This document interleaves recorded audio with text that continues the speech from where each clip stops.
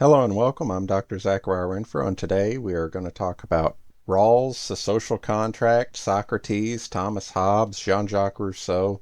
It should be a very interesting lecture, and I hope you'll enjoy it as we go through.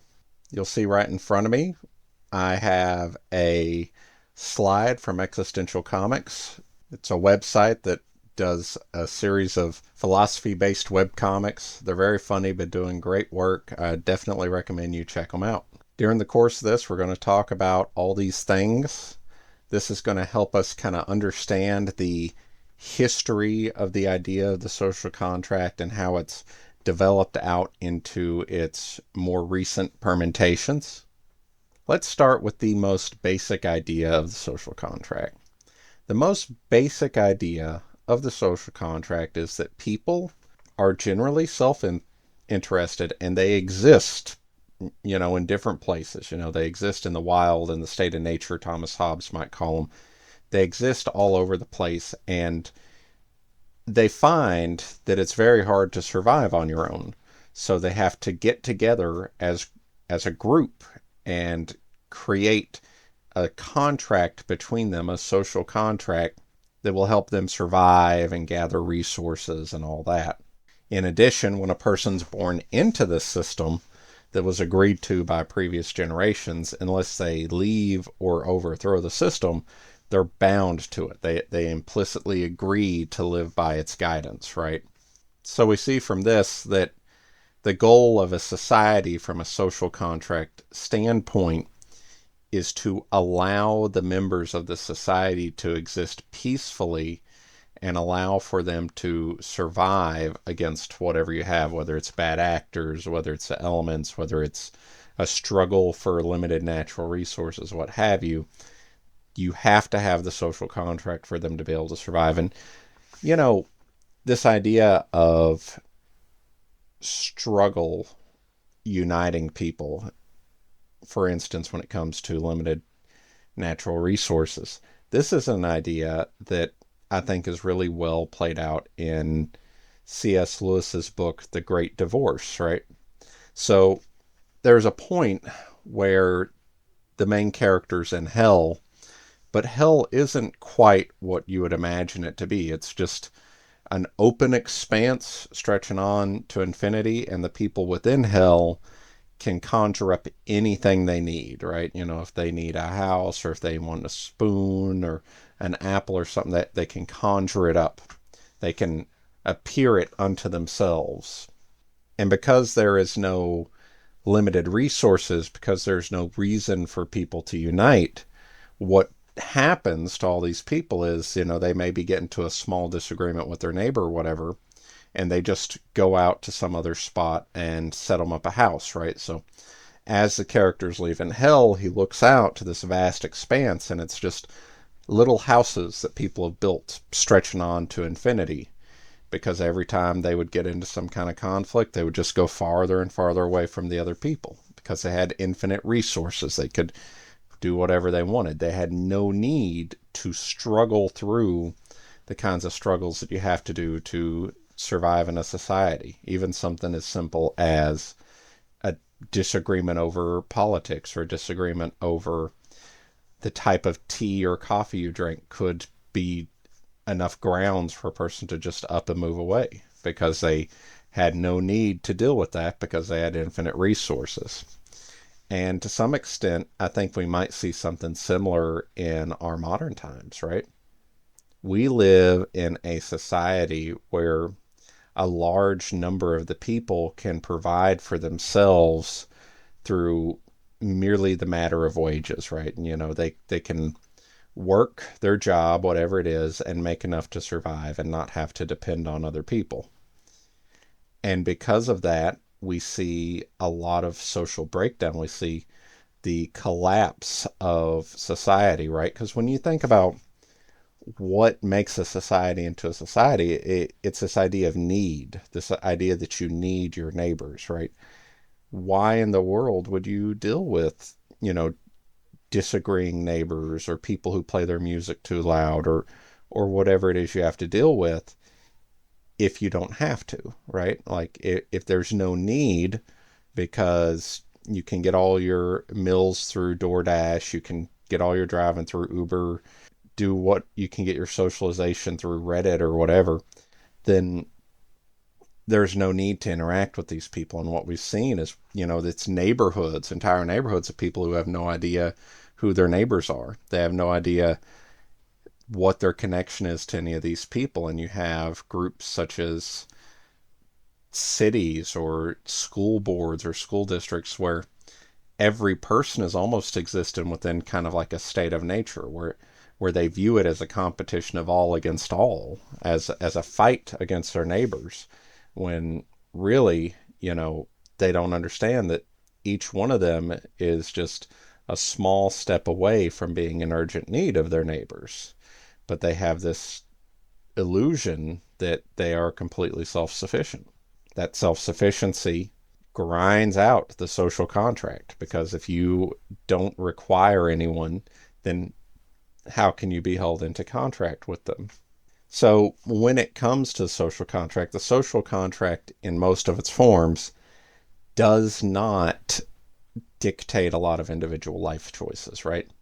The social contract would really only dictate the most basic factors of how a government is formed or how a society comes together, and then your responsibilities to that society. So in contrast with something like divine command theory or natural law, which will dictate certain types of lifestyle or certain moral viewpoints, social contract is pretty much mute on it, because social contract is basically an explanation of how the society formed and what you owe the society. Now, there are some counterexamples we can think about. For example, a theocratic society would still be a society governed by social contract. So, for example, a theocratic society could ban things like gay marriage, and a person who got gay married within this theocratic lifestyle would be in violation of the social contract, right? Because the social contract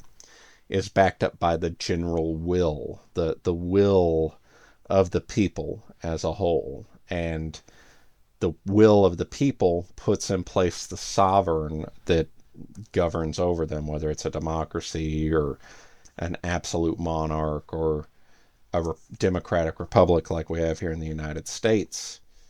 The will of the people brings that about. So you think about a theocratic society, think about Saudi Arabia, for example. The people of Saudi Arabia, and I don't think this is too controversial, generally support the monarchy they have, and they generally support the rules and lifestyle requirements of a strict Islamic law. So if you as a citizen of that society were going against that, then you would be violating the social contract and could be open to punishment based on the rules of the society. So divine command theory might say, okay, revealed text says that this is wrong, such as eating shellfish. Natural or social contract isn't quite going to say that, but if the society you're in says that eating shellfish is wrong, then it's the same difference. It's just you're getting to these moral conclusions through a slightly different way. So I talked a little bit about this before in my video on Plato. But after Plato is convicted to death, he is given the opportunity to escape. And this is where we see one of the earliest forms of social contract theory, right? He argues it would harm all of society if he escaped, and that he benefited from that society, so he should obey its laws. Because he's a good citizen, he should obey its laws, even if its laws dictate his own destruction, right? So with Socrates, we see a kind of embodiment of social contract. You live by the social contract, you die by the social contract. And Socrates' actions, which he were convicted of, were in violation of the social contract of ancient Athens. The society that he lived in did not find his actions to be too appealing, and thus they sentenced him to death. Now, we might think that's unjust, we might think that's unfair, but, that's we don't live in that contract. We don't live within that social framework. If we were ancient Athenians who believe things such as earthquakes or tsunamis come from angered gods, and we have this fellow Socrates out there doing things to anger gods, then we might come to a similar conclusion. We fast forward a little bit to Thomas Hobbes, and he talks about social contract and Leviathan. He also talks about a few other things, but the majority of his talk is on social contract, the formation of society and laws. And he describes life outside social contract as nasty, brutish, and source. So it's a war for resources. It is a war of all against all. It is pure anarchy. I don't think in the real world that we have to look that far to find examples of this collapse of society, the societal breakdown for one reason or another. Many people hear that and they think, oh, well, Hobbes thinks we're all just going to go out and try and kill each other all the time, but that's not the case either. He doesn't believe that all people are evil and that they are, out to kill each other and all that. But he does think they're self-interested and that their welfare and the welfare of their family is going to take priority over their neighbors or their friends. Then you add to those self-interested people some people who are genuinely malevolent, genuinely evil, then it ruins it for everyone. So you have to have this social contract. You have to form a society to end the violence, right? You've got roving bands of people coming in, kidnapping and killing and murdering people, and you have to form the social contract. You have to form a society in order to stop them, right? Hobbes calls this the law of nature, right? He says that humans want to end violence and bring safety. And again, I think that tends to be true. People, when they are living in a society that's overcome by violence, they start trying to find ways to put an end to it. That might be electing people. That might be appointing patrols. That might be hiring guards. That might be appealing to foreign powers to come in and put an end to it. But they do try and end the violence because you can't have a future. You can't have a life. You can't have a present when you live in a case of violence, right? When you live in a place of constant violence, every day is a gamble. And no matter what you do, you can't build a future because at any moment, someone could come in and take it all away. You could spend your life working and sacrificing and then have someone in the dead of the night come and shoot you and take your house, right? So in order to stop the violence, Hobbes says we put someone in power, a sovereign. Now, to his mind, he says a sovereign is a king with absolute authority to punish and parole. And he says it's necessary to enforce contracts, right? And enforce laws. But he does acknowledge that a sovereign could exist in other forms as well. A democratic society, the sovereign might be the Senate. In a republic, the sovereign might be the three branches of government, right? So it will exist in these different ways, but the main goal is to end the violence and bring order. So, if you have a sovereign that's divided, such as in the United States, where you've got these three branches of government, it is a recognition that the sovereign, the will of the people, is divided among these three groups, right? Sometimes the one group's going to do it, sometimes the other group's going to do it, but what unites them all is the agreement of their importance for society. Now, a couple hundred years later from Thomas Hobbes, we get Jean-Jacques Rousseau. And Rousseau takes a different approach. He says, man is born free and everywhere he is in chains, right? So we're born free. We come into this world in the state of nature, peaceful, harmonious, and, kind of like a Garden of Eden type of situation where we become free and united with the world. But when we start to form societies, violence starts to grow. When we start coming together as groups, these disagreements escalate, and humans tend to go towards their worst actions, right? To Jean-Jacques Rousseau, in the state of nature, we're peaceful, we're harmonious, but we don't have morality. we can't enjoy the higher levels of goodness in the world because we are living in almost like a tribal kind of individualist tribalist state. But when we start getting to large enough sizes, we have to create a government. We have to create a society.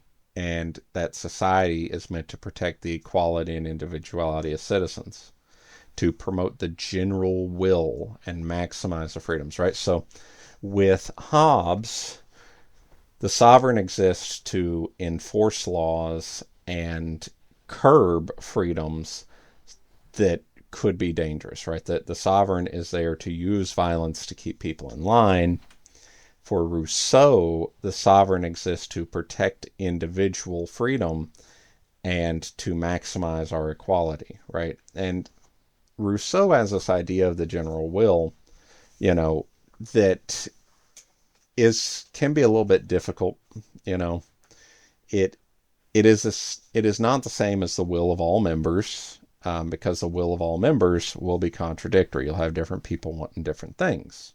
But the general will is kind of like an idealized version, an idealized ideal meant to protect freedom and equality, right? So when you look at Rousseau's idea of the social contract, you can get these weird kind of ideas that come about. So, for example, with speeding, you'd say, well, having laws that stop speeding seems like it hurts my freedom. But, Rousseau would say, no, no, no, no. Driving too fast will actually hurt the freedom of other members because you will get in an accident, they'll get hurt. It's going to harm their equality. It's going to harm them as individuals. So we have to have these laws in place that will allow you to drive a respectable speed limit. We're going to force you into freedom, right? If you don't comply with these laws, our police will come and they will force you to comply. They will force you to be free, to recognize your own freedom as it relates to other people. Again, it is a bit of a wonky idea to kind of imagine, but for Rousseau, if the laws in society are created properly, then they will maximize freedom for all people when exercised properly. Which brings us to an interesting idea of Rousseau's, which is that sovereigns don't have the right to harm people or take their freedoms, right? And that doesn't mean, not to enforce the law, right? The sovereign has the right to enforce law. But, a sovereign can't look at a group of people, say Republicans or Democrats, and say, okay, I'm taking away your freedoms. I am going to put you in camps, right? So Rousseau is one of those first few people that start saying, hey, government's got to have a limit, and the king's got to have a limit to their power, right? We can't have a government that doesn't respect the humanity of all people. Now we start getting to the modern era, and we get to John Rawls. Now, it should be acknowledged that John Rawls is one of many people from this contemporary period. He had folks such as Robert Nozick and Nagel and a few others that contributed and debated against him, but we're just covering Rawls because he's the most famous of the modern philosophers, right? So Rawls generally believes in the idea of the social contract, but he takes a different view of it. He says, however societies are formed now, we need to stop and think about how they could be formed better, right? We need to do some brainstorming. We need to think of how we can make society better so that it benefits everyone. And to do this, he starts with a simple premise. He says that in a perfect world, we would view society as a fair system of cooperation, a system in which every person is treated equally, not based on, political affiliation or skin color or whatever, but they're all treated equally on the basis of being people, and a system that cooperates, not a system of competition or destruction, but a system of cooperation. And when we start from that, when we start from that premise, we can construct an ideal society that supports the goal of a fair system of cooperation. Now, what do we do once we've got that fair society in mind? Well, once we've come up with that, then we can start working to implement it slowly through time. That might be, a law that, raises taxes for some groups or lowers taxes for the other, or increases education, or, restructures the healthcare system, whatever. But it functions as a tool for us to come up with how societies should work. So with that being said, while we're doing this reasoning, we want to use something called public reason. We want to argue from a universal set of values and ideas. For example, if we were arguing that having a society that bans murder is the proper thing to do, then we couldn't argue from a Christian ethic, because there might be people who are not Christian. Rawls says we've had to argue from principles of universal reason, such as a utilitarian ethic or a Kantian ethic, right? So we're using public reasons, we're viewing society's fair system of cooperation, and we're making the very bold claim that all people have equal liberties, and that any inequalities should be open to all people, and that the inequalities should benefit the least advantaged. Now that's kind of weird to imagine, but we think about a society in which an egalitarian society where pay is absolutely equalized, whether you're a doctor or a bus driver or whatever. Being a doctor, a medical doctor, is very hard and stressful.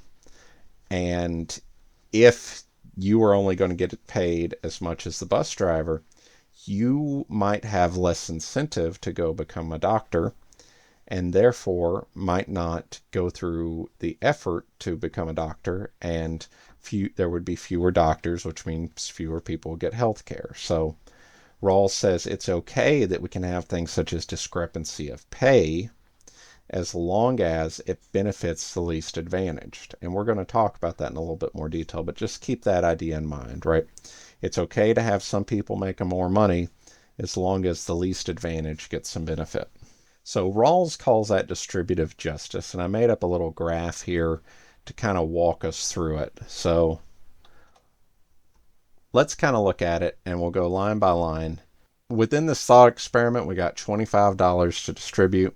And we'll start with the egalitarians. Under an egalitarian system, every person gets $5, no matter what they do. They all get $5, and what's left goes to the state, right? Egalitarian system is, in theory, a lot like a communist system. It's just the state has slightly less control over certain areas, but we see this idea where everyone gets the same, and then the rest goes to the state. Then we get the capitalist system. In this system, wealth is hoarded at the top. So you have some people living in desperate poverty. You have some people just making enough to get by. And then you have some people that really take a lion's share, right? That they really get a big chunk of the money, and then the remainder goes to the state.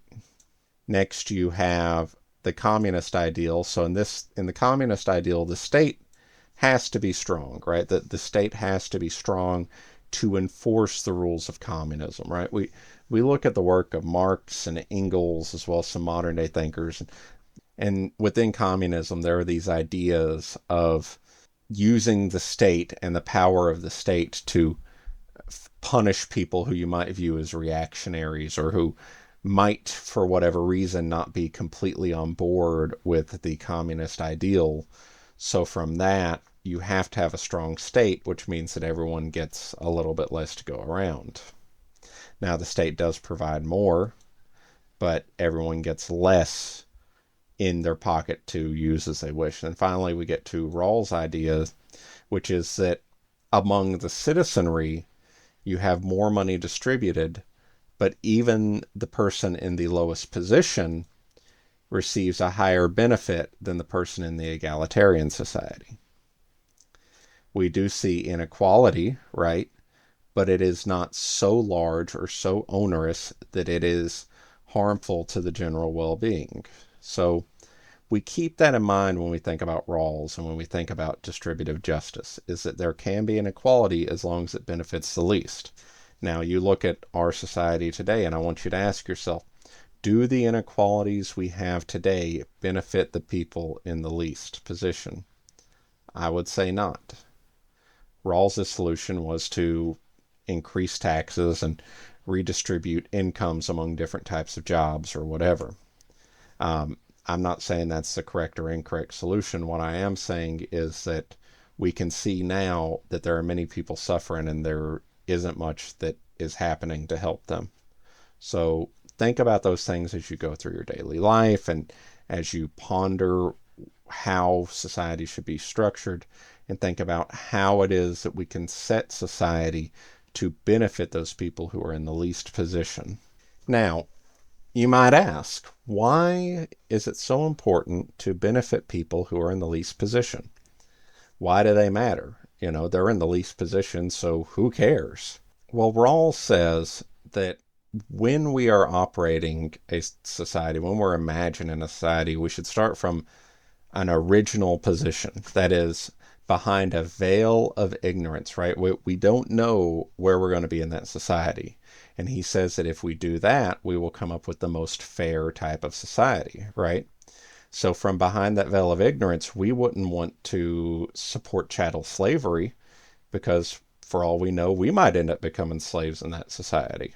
We wouldn't want to support the idea that leaves the poorest with the least amount because for all we know, we might be those poorest people, right? So under Rawls's view, we want to benefit the least advantaged because we never know if we're going to be the least advantaged. And as we're behind this veil of ignorance, we should keep the ideas of fair cooperation in mind. The goal of society isn't to destroy your neighbors. The goal of society isn't to take everything and dominate. The goal of society, according to Rawls, is fair cooperation. We're trying to build each other up, not tear each other down. Assuming Rawls is right, if we do these things and we come up with the principles that'll best benefit society, and then we work from those principles to implement the laws and ideas that will best benefit society, then we'll come up with a system that's fair, it's balanced, it helps the people in the lowest position while still providing an excellent quality of life to people in the highest position. So here's some wrap-up ideas for us to think about. Is a social contract a good way to view the foundation of society? I do think it is, but I don't think it's perfect. For example, that we know there are situations in history where people have come together and made up a social contract of sorts. For example, the American Declaration of Independence and the Constitution, they came together and came up with an idea for government, right? We've seen in other situations where similar has happened. But that's not always the case. There are lots of societies where the person in charge is just the son or grandson or great-grandson of the person who had the biggest army and could kill the most of the enemies. They killed off all the people that were before them, and then they came in power, and that's the society they have. The society they have is whatever the ruler wants the society to be. So we see that although the social contract is theoretically valuable in some cases, it's not realistically applicable in every case. We need to think about if the social contract can provide us any moral guidance besides just follow the laws of our countries, right? Whatever country you're living in, whatever social contract you're married to, does the idea of the social contract add any value to us? Does it tell us how we ought to act in difficult situations? I'm not sure if it does. I do think there are some situations where it tells us what to do. But what happens if the rules and laws of society are against the ideals of general morality? In which case, violating the social contract might be our only way to keep a clean conscience or to stay moral. And then finally, what does Rawls add to the idea of the social contract? Is his ideas on the veil of ignorance and the creation of a fair society, are they worthwhile to us today? Could a person take those ideas and work with legislatures to start to advance society in a more fair way?